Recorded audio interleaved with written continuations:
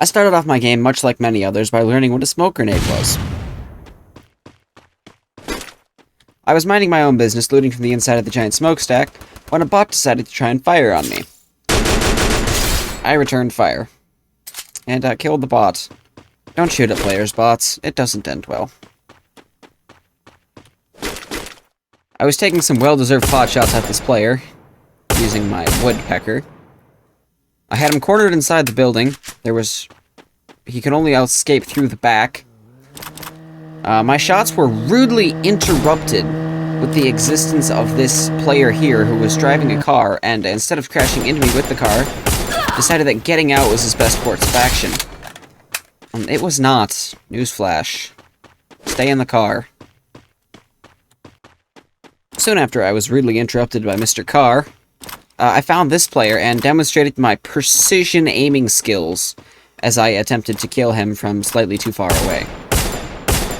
While I got some good hits in, it was not enough to finish the job, and he managed to carefully escape up over the hill. However, even with this escape in his hand, his life on this earth was short-lived, as some running and a machine gun did the trick. Much to my new friend up here's dismay, my thirst for blood had not yet been quenched, and I began to shoot him from an extreme distance away. His life was short-lived.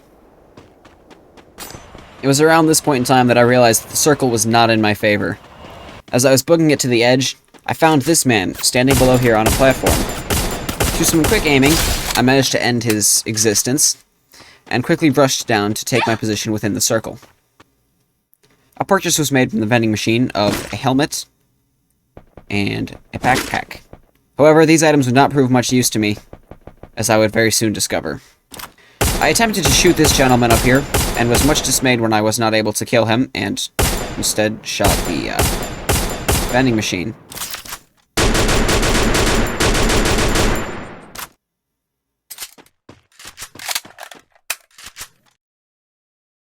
I upgraded my vest, and attempted to shoot him yet again, managing to eliminate him from the match. There was someone shooting, and I could not quite figure out where they were. Desperate times called for desperate measures. I quickly inhaled the healing gas. Thought I heard someone running behind me. Still didn't know where they were coming from, as the dude that was there had seemingly died, and then was eliminated by this gentleman. Daniel 46 numbers. I continued spectating the match for some time, wishing that I would be avenged. However, it seemed that the only thing left in the match was bots, and unfortunately, bots had no chance of taking down my arch-nemesis, Daniel, despite him not seeming to understand how the storm worked.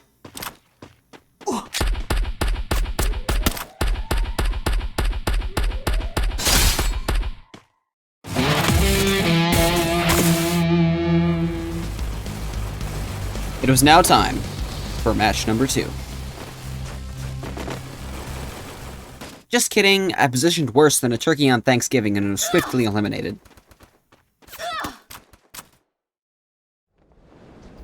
Match 3 began with a drop into the clock towers. I watched an enemy drop down behind me on top of the house there. I did not get a shot, unfortunately. My looting continued, leading me to the upper floor of this building. From this floor, I was able to take a couple pot shots at my friend who had dropped down behind me earlier. Unfortunately, I was not able to do a significant amount of damage, and he lives. I watched from this balcony as my friend Naruto ran through the area, accidentally switched onto a grenade, and proceeded to headshot him.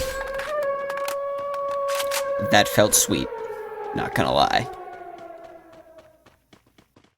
Several minutes passed before I found my next target, who didn't seem to know what a medkit was. The match was fairly uneventful up until I found the final gentleman. I began to try and shoot him, however, he was placing his way forward using many goo walls, and I did not have enough bullets for that. I stood my ground, behind permanent cover, and attempted to flash grenade him. It sort of worked. I then attempted to strafe around him and end him using my P90. It did not go very well. His aim was significantly better than my own. Well played, sir. Well played.